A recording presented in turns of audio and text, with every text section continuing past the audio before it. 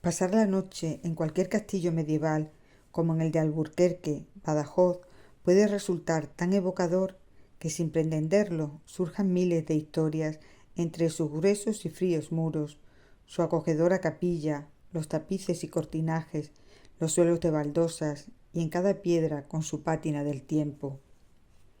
Este relato surgió precisamente de una ilusión de juventud. Fue una de las noches más oscuras del invierno. Lloviznaba y un fuerte viento dispersaba las finas gotas de agua que ella solo sentía sobre su cara al caer. Escondía las manos bajo una capa de color azul. También protegía los cabellos que se asomaban a ambos lados de la cara, castaños y más ensortijados que la melena, porque la humedad del agua le había llegado ya. Subía deprisa, impulsada por el temporal, pero intentaba caminar despacio mientras meditaba, mirando al suelo mojado, brillante y salteado de hierba que había crecido entre las piedras. Resbaladizas, las escaleras que conducían al castillo suponían, por tanto, el segundo pequeño obstáculo tras la muralla que acababa de cruzar. Era una gran rampa de varios tramos, con pliegues intercalados, o una reposada escalinata con amplios peldaños, cuya distancia entre sí provocaba una ascensión descompensada. Se rompía un ritmo físico conectado a unos esquemas fijos, y a medida que avanzaba, también comenzaban a tambalearse. A un lado los rosales, poco cuidados, reposaban y se abrazaban a los jaramagos brotados del escaso suelo que le habían dejado, y al otro, desde algo parecido a un mirador que el descuido había fabricado, contempló aquello que la noche le dejó ver. Unos marcos cuadrados de resplandor delimitaban el pueblo. La luz rojiza matizaba de amarillo, se escapaba entre las rendijas de las ventanas. Tras los gruesos tapaluces, ella hubiera querido ver al marido contemplando a su mujer mientras cosía bajo esa tenue pero transparente luz, o a la mujer que miraba al marido y la vela que ya se había consumido. Sin embargo, la oscuridad no daba para más. Al final, una sólida puerta aguardaba. Hacía tiempo que los dueños no habitaban el castillo. Solo una familia, los caseros, sabrían de su desvelo. Agarrada al pomo de la puerta, sintió vergüenza, como una joven en época de locura amorosa, ella a la que los años habían llenado de sensatez. Abrió la puerta un hombre maduro, con espesa barba canosa y los ojos entrecerrados. Iba envuelto en una manta y portaba un farol en la mano.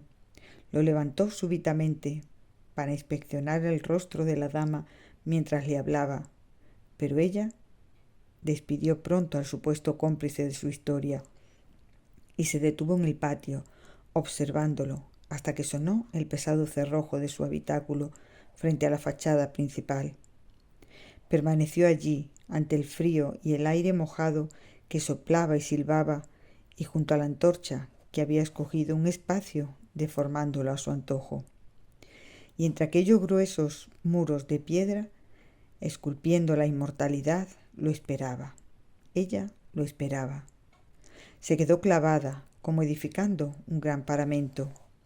Quería que llegase pronto, la rozase, la tocara e incluso permitiría que la besara. Así comprobaría que era mortal, y aunque nadie quiere matar a su propio mito, debía ser así, porque él era fruto prohibido y ya dormía con una mujer. Ella hubiera querido saber cómo se hablaban cada mañana, cómo se mentían o de cuántas formas se amaban. También quería saber por qué la buscó aquella mañana cuando perseguía a los ciervos, si una niña desde lejos tal vez lo llamaba. Hacía frío y la gran dama cruzó el umbral. Los ladrillos del suelo, gastados por el caminar diario, descuidados y descoloridos, soportaban el peso en aquel zaguán de una metálica armadura que empezaba a oxidar sus articulaciones. Pasó a la sala. Estaba sola, completamente sola, junto a una carcomida y alargada mesa de madera, un pesado escaño con molduras talladas y una lámpara colgada del techo con varias velas encendidas. Una enorme chimenea aspiraba el humo que dos gruesos troncos de encina desprendían cuando se quemaban. Se metió debajo y, sentada sobre un sólido taburete fabricado con madera de una sola pieza, se calentó las manos. Luego cruzó la habitación varias veces, se quitó la capa y barajó la posibilidad de llamar al hijo del casero. Era un mozo escuálido, vivaracho, que a caballo en poco tiempo llevaría su mensaje en una carta advirtiendo a ese hombre al que esperaba que no llegara nunca. Era ya tarde y posiblemente aquel muchacho dormiría entre sábanas rotas, entre los ronquidos del hombre que portaba el farol y la mujer que murmuró cuando supo lo que allí ocurriría. Tal vez aquella cita solo fuera el encuentro entre dos conocidos que reclamaban descubrirse para estrechar una amistad, pero al mismo tiempo ella pensaba que él aún no estaba allí. Bajó a la capilla, que a pesar del desnivel con respecto al resto de las habitaciones, no perdía su papel lleno de nobleza, envuelta en una rígida frialdad sacra. Se arrodilló en uno de los bancos, muy cerca del altar, donde ardía un cirio que el sacerdote del monasterio encendía cada mañana de domingo.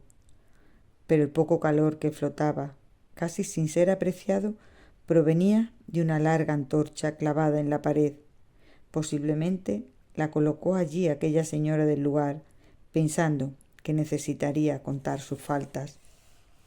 Y ciertamente la colmaban los remordimientos por querer abrazar la cruz mientras sentía que él no venía.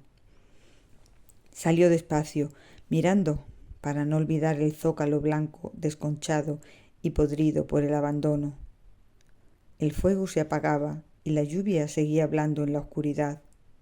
Subió pues nuestra dama a los aposentos, donde dormiría aquella noche. La cama era amplia, tal vez demasiado para una sola persona. Era alta y de fina madera labrada, y estaba cubierta con varias mantas de color, igualmente pesadas para una sola persona. Se desnudó tan rápidamente como volvió a vestirse, con una voluminosa saya blanca, porque el frío era húmedo, muy húmedo, y las paredes de piedra encaladas lo escupían sin mesura. Sentada sobre la cama, se acurrucó, esperando alcanzar un final palpable, real o ilusorio, placentero o no, pero ante todo debía llegar aquella misma noche.